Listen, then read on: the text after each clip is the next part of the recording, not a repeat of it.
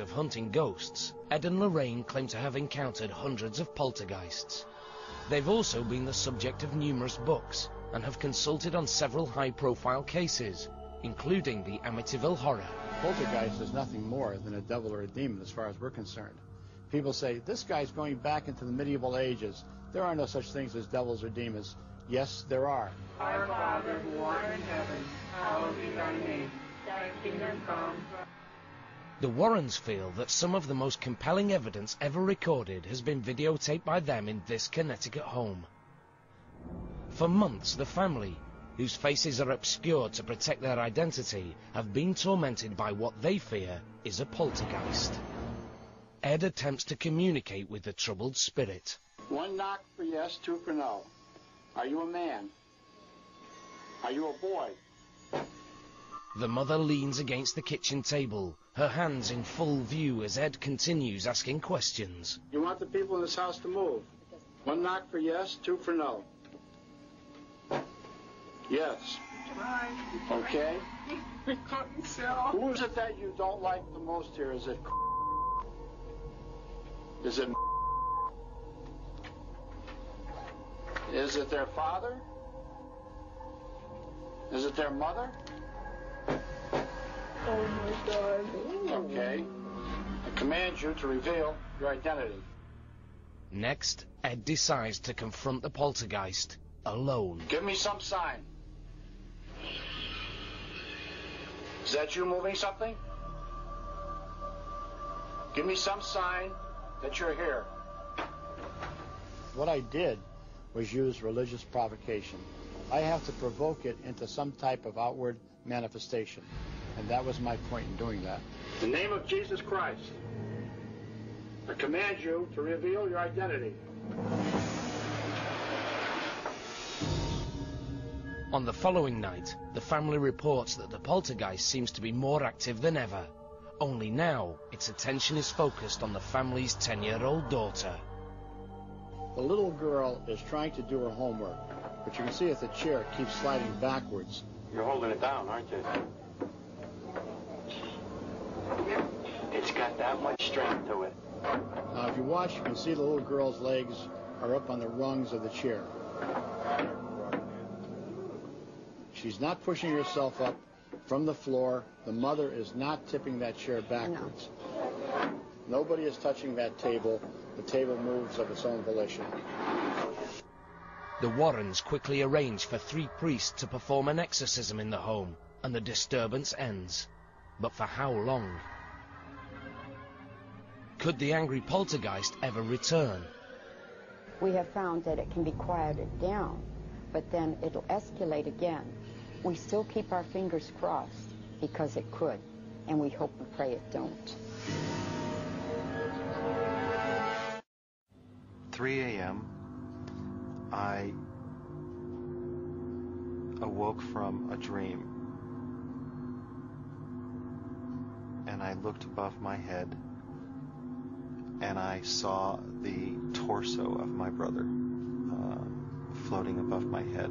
And this presence comes in the room, and I literally get paralyzed. My body gets paralyzed, and it's as if somebody's holding me down, and I can't move, and I can't speak. He had this like beautiful white aura all around him, and I remember him just looking at me and telepathically telling me not to be afraid, that he wasn't going to hurt me. So I couldn't scream, I couldn't move, I couldn't do anything. So I closed my eyes, I opened them again, and she's still standing there, and she's just staring at me like this. When the Australian rock group Wildland set out to shoot this music video, they never expected to make contact with the other side. The crew spends an entire day shooting in the deserted mining town of Glen Davis. The weather is stormy, and the mood in this remote location is unsettling. It was absolutely freezing cold. The whole place felt very eerie. It actually felt like a ghost town. Later, when this film is processed, it exposes a startling image. There appears to be a mysterious figure of a man standing in the background amid the concrete ruins. There was no face on the figure, and the face was slightly disjointed from the body. Everyone who was there that day insists the figure isn't human. When I shot it, there was no one there. I had people beside me looking the same way that I was looking. No one was there. Totally unexplained. I mean, besides the crew, there was nobody, you know, for kilometres around the place. There was just nobody anywhere. Some believe that this ghostly apparition is the spirit of a miner lost years ago in a terrible disaster. There were numerous accidents in the mine where men were killed. There were men that had their heads severed there. There were a number of men who drowned. One particular body was found not far from the site of where the ghost appeared. But there is one more possible explanation. In the 1950s, young priests were schooled in this desolate place. One of them met a tragic end. The locals tell us there was a suicide which occurred at the site where the video took place. Is this mysterious figure wearing the robes of a holy man? No one will ever know for sure, but the people who were there that day think they know the answer. There's no doubt in my mind whatsoever that that was a ghost. That definitely was a ghost.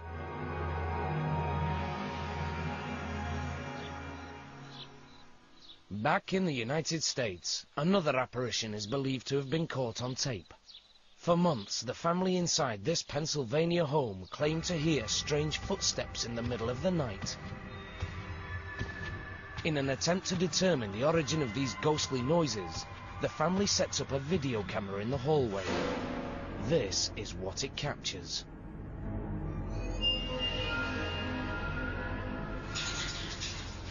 Watch as the glowing shape floats down the corridor, then appears to enter a doorway. What is this phantom menace? Edgar Harris believes that it is the arm of his dead mother who once lived in the house. She had a tendency to get up and wander at night, so that's probably what she's doing now. She's wandering around. Why does it seem that his mother is haunting their home? Well, Edgar thinks she's become the guardian spirit of her great-grandson, who now lives there. I think she comes and watches him when he's in his cradle at night, and just watches over everybody in the house. Is this really a gentle spirit from beyond? For Edgar, the videotape speaks for itself. But this mystifying footage pales in comparison to what has been captured here, in Greencastle, Indiana.